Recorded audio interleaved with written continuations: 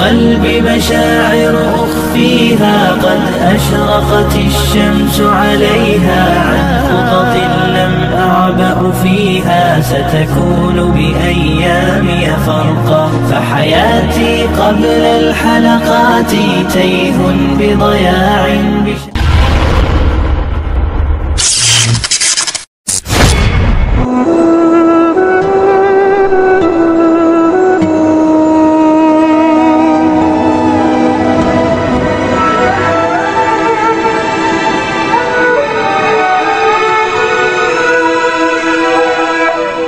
Assalamualaikum warahmatullahi wabarakatuh. Gambaran Umar bin Khattab semasa jahiliyah lebih mirip dengan dunia kelam dan gelap. Ayahnya yang miskin dan pemarah sering menghajarnya. Umar adalah si kidal pengembala unta. Badannya kekar, jago gulat dan pacuan kuda. Dia juga penggemar Homer dan wanita jelita. Tuhan, Lat dan Uzza sesembahannya. Inilah kabilah Umar. Ayahnya Al-Khattab bin Nufail bin Abdul Uzza bin Riyad bin Abdul bin Qur bin Raza bin Adi bin Ka'ab. Adi ini adalah saudara murah kakek Nabi Muhammad SAW yang ke-8. Ibunya Hatama binti Hasim bin Al-Muhira. Khattab adalah orang terpandang di kalangan masyarakatnya, tetapi dia bukan orang kaya, juga tak mempunyai kodam. Umar pernah menulis surat kepada Amr bin Al-As yang ketika itu ditempatkan sebagai amir untuk Mesir, menanyakan asal-usul harta kekayaan yang dihimpunnya. Dalam surat balasan itu, Amr marah. Di antaranya ia mengatakan, "Sungguh, kalaupun ada yang mengkhianati Anda itu halal, saya tidak akan mengkhianati Anda atas kepercayaan yang telah Anda berikan kepada saya. Saya turunan orang baik-baik, yang jika kami hubungkan ke sana, tak perlu lagi saya mengkhianati Anda. Anda menyebutkan bahwa di samping Anda ada kaum muhajirin yang mula-mulanya lebih baik dari saya. Kalau memang begitu, demi Allah wahai Amirul Mukminin, saya tidak akan mengetuk pintu untuk Anda, dan gembok pintu saya pun tak akan saya bukakan kepada Anda." Amr bin Al-As begitu marah atas surat Umar itu sampai ia berkata kepada Muhammad bin Maslamah ketika ia datang sebagai utusan Umar untuk mengadakan perhitungan, "Sial benar sejarah ini yang telah membuat aku menjadi gubernur Umar. Saya dulu melihat Umar dan ayahnya sama-sama mengenakan jubah putih berbulu kasar, tipis yang tidak sampai ke lekuk lututnya dan memikul seikat kayu bakar. Sedangkan Al-As bin Wa'il memakai pakaian sutra berumbai-rumbai. Sudahlah Amr, Umar lebih baik dari Anda, sedang bapak Anda dan bapaknya sudah sama-sama dalam neraka," ujar Muhammad bin Maslamah mengingatkan. Muhammad Husain Haikal dalam buku Umar bin Khattab mendeskripsikan bahwa Khattab ayahnya Umar adalah lelaki yang berperangai kasar dan keras. Hal itu juga pernah disampaikan oleh Umar. "Aku pernah mengembala ternak Khattab di tempat ini. Yang kuketahui dia adalah orang yang kasar dan keras," tutur Umar saat melewati sebuah tempat yang berpohon-pohon yang disebut Datnan. Kala itu Umar sudah menjadi khalifah. Menurut sumber At-Tabari juga disebutkan bahwa di masa kekhalifahannya, ketika melalui Datnan, Umar berkata, "Tiada Tuhan selain Allah yang telah memberi rezeki sekehendaknya dan kepada siapa saja yang dikehendakinya. Dulu aku mengembala untuk Khattab di lembah ini dengan mengenakan jubah dari bulu.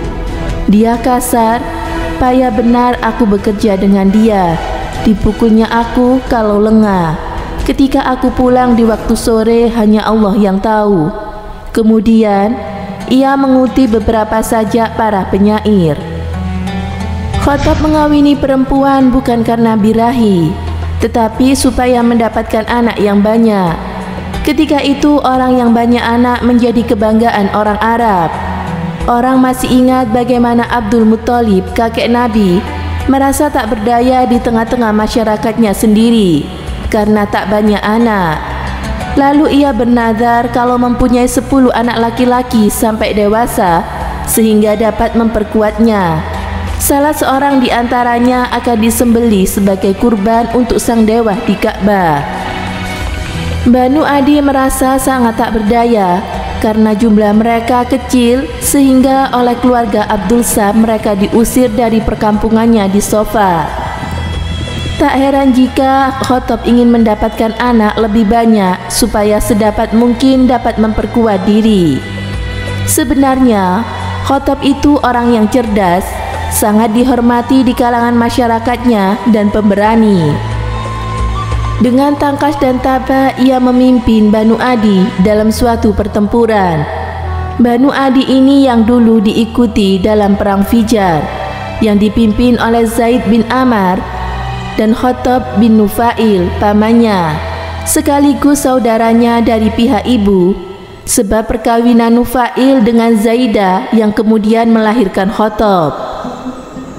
Di antara perempuan yang sudah dikawini Khattab termasuk Hatamah binti Hashim dari Bani Maksum yang masih sepupu dengan Khalid bin Walid dari pihak ayah, Al-Mughirah bin Abdullah bin Amr bin Maksum kakek mereka bersama, yang juga pemimpin pemuka-pemuka Quraisy dan salah seorang pahlawannya.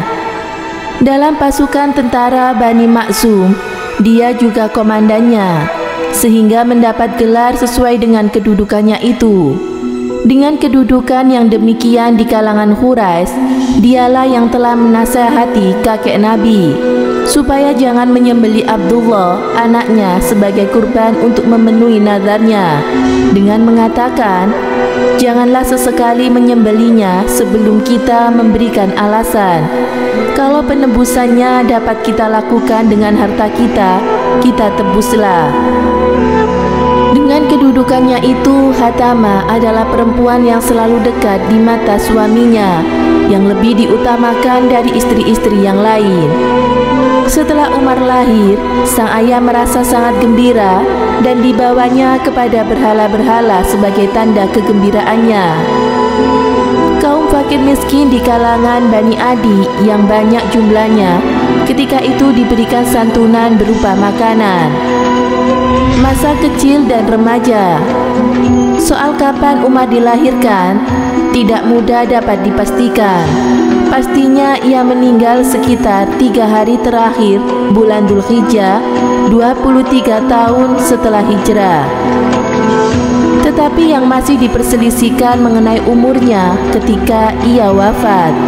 Ada yang mengatakan dalam usia 50 tahun, ada juga yang mengatakan dalam usia 57 tahun, yang lain mengatakan 60 tahun, dan yang lagi mengatakan 63 tahun dan sebagainya. Besar dugaan ia meninggal sekitar usia 60 tahun. Kalau benar demikian, berarti ketika ia hijrah umumnya belum mencapai 40 tahun.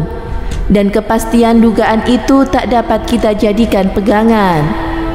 Menurut Haikal, semasa anak-anak Umar dibesarkan sebagai layaknya anak-anak Quraisy, yang kemudian membedakannya dengan yang lain, ia sempat belajar membaca tulis, hal yang jarang sekali terjadi di kalangan mereka. Dari semua suku Quraisy ketika Nabi diutus, hanya 17 orang yang pandai baca tulis. Umar termasuk istimewa di antara teman-teman sebayanya. Orang-orang Arab masa itu, menurut Haikal, tidak menganggap pandai baca tulis itu suatu yang istimewa. Bahkan mereka malah menghindarinya dan menghindarkan anak-anak mereka dari belajar. Sesudah Umar beranjak remaja, ia bekerja sebagai pengembala unta ayahnya di Dadnan atau di tempat lain di pinggiran kota Mekah. Mengembalakannya unta sudah merupakan kebiasaan di kalangan anak-anak Quraisy, betapapun tingkat kedudukan mereka.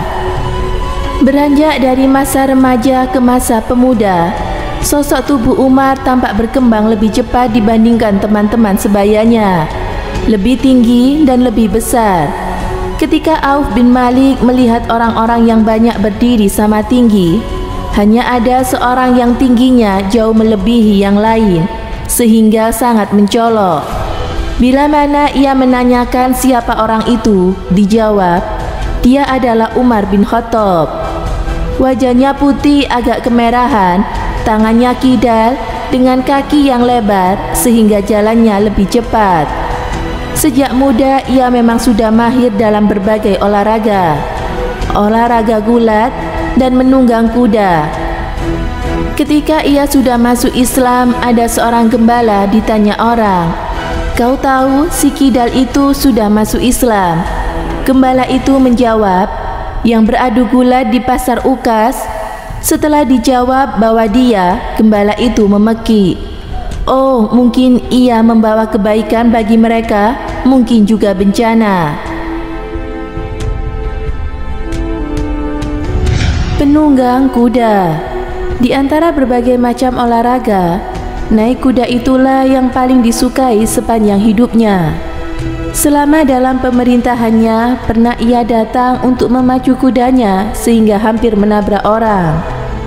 Ketika mereka melihatnya, mereka heran. "Apa yang membuat kalian heran?" tanyanya.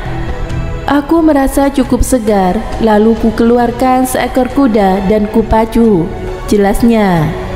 Dalam perang, ia juga memegang peran penting yang diwarisinya dari pihak saudara-saudara ibunya, Bani Maksum. Ketika dalam sakitnya yang terakhir, Abu Bakar sudah berkata, "Tatkala aku mengirim Khalid bin Walid ke Syam, aku bermaksud mengirim Umar bin Khattab ke Irak. Ketika itu sudah kubentangkan kedua tanganku demi di jalan Allah." Di samping kemahirannya dalam olahraga berkuda, adu gulat dan berbagai olahraga lain, apresiasinya terhadap puisi juga tinggi dan suka mengutipnya. Ia suka mendengarkan para penyair membaca puisi di Ukas dan di tempat-tempat lain. Banyak syair yang sudah dihafal dan membacanya kembali mana-mana yang disenanginya. Di samping kemampuannya membaca panjang mengenai penyair-penyair Al-Huta'a, Hasan bin Sabit, Az-Zibrikan, dan yang lain. Pengetahuannya yang cukup menonjol mengenai silsilah orang-orang Arab yang dipelajarinya dari ayahnya, sehingga ia menjadi orang paling terkemuka dalam bidang itu. Retorikanya baik sekali dan ia pandai berbicara. Karena semua itu, ia sering pergi menjadi utusan Quraisy kepada kabilah-kabilah lain, dan dalam menghadapi perselisihan kepemimpinannya disukai, seperti kepemimpinan ayahnya dulu. Seperti pemuda-pemuda dan laki-laki lainnya di Mekah, Umar gemar sekali meminum khamr sampai berlebihan, bahkan barangkali melebihi yang lain. Juga waktu mudanya, ia tergila-gila kepada gadis-gadis cantik, sehingga para penulis geografinya sepakat bahwa ia ahli minum khamr dan juga ahli mencumbu perempuan. Tetapi, yang demikian itu memang sudah menjadi kebiasaan masyarakatnya. Penduduk Mekah memang sangat tergila-gila pada minuman keras. Dalam suasana tak sadar, demikian mereka merasakan sangat nikmat. Perempuan-perempuan hamba sahaya milik mereka menjadi sasaran kenikmatan mereka. Juga mereka yang di luar hamba sahaya. Syair-syair mereka zaman jahiliyah pandai sekali berbicara mengenai soal-soal semacam itu. Sesudah datang Islam, yang terkenal dalam soal ini penyair Umar bin Abi Rabi'ah dan yang semacamnya. Puisi-puisi mereka biasa menggoda gadis-gadis Mekah dengan dorongan cinta birahi yang mereka warisi dari ibu dan bibi-bibi mereka. Dalam Islam hal ini dipandang perbuatan dosa, sedang sebelum itu dianggap soal biasa. Pandangan orang mengenai masalah-masalah dan sosial di Mekah dan di negeri-negeri Arab lainnya tidak banyak berbeda. Sudah biasa beraneka ragam pendapat mereka mengenai masalah-masalah tersebut, yang memang sudah menjadi warisan dari nenek moyang. dan sudah menjadi pegangan hidup mereka. Dengan begitu, mereka sudah cukup puas. Tetapi, pertentangan yang masih timbul mengenai agama dan peribadaannya. Soalnya, orang-orang Nasrani dan Yahudi yang tinggal bersama mereka tidak mengakui penyembahan berhala. Demikian yang mereka anggap sebagai perbuatan batil. Setiap orang yang berpikir sehat harus menjauhinya. Orang-orang Arab yang dalam perjalanan musim panas ke daerah Romawi menganggap peradaban orang-orang Nasrani dan Yahudi itu jauh lebih maju dari peradaban orang Arab, dan mereka menghubungkan kemajuan itu dengan agama mereka. Di samping itu, para penginjil Nasrani waktu itu sangat giat sekali dalam menyebarkan misi dan mengajak orang menganut agama mereka, sama dengan kegiatan mereka sekarang. Oleh karena itu, beberapa orang Arab mempunyai pengetahuan tidak mengikuti penyembahan berhala. Sebagian orang yang sudah pandai baca tulis, adakah juga Umar mau mengikuti mereka dan meninggalkan kepercayaan masyarakatnya? Tidak, malah dengan sengit ia menyerang mereka. Ia berpendapat orang yang meninggalkan kepercayaan masyarakatnya telah merusak sendi-sendi pergaulan masyarakat Arab. Ia menganggap perlu memerangi dan menghancurkan mereka supaya tidak berakar dan berkembang. Dalam hal ini, fanatiknya terdapat penyembahan berhala barangkali tidak seberat fanatiknya terhadap masyarakatnya itu. Ingin bertahan dengan sistem yang sekarang ada dengan segala keutuhan dan ketahanannya terhadap golongan lain. Semoga bermanfaat. Wallahu a'lam bishawab.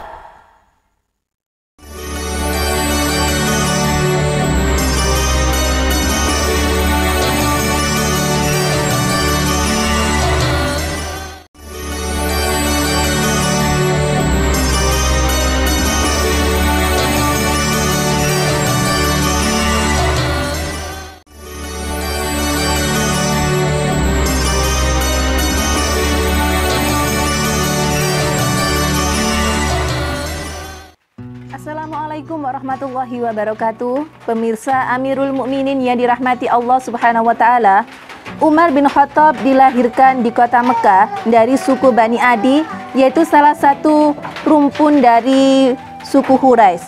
Beliau lahir dari kalangan menengah sehingga Umar bin Khattab bisa membaca dan menulis yang pada saat itu adalah hal yang langka. Ayahnya bernama Al-Khattab bin Nufail, sedangkan ibunya bernama Hatama binti Hashim.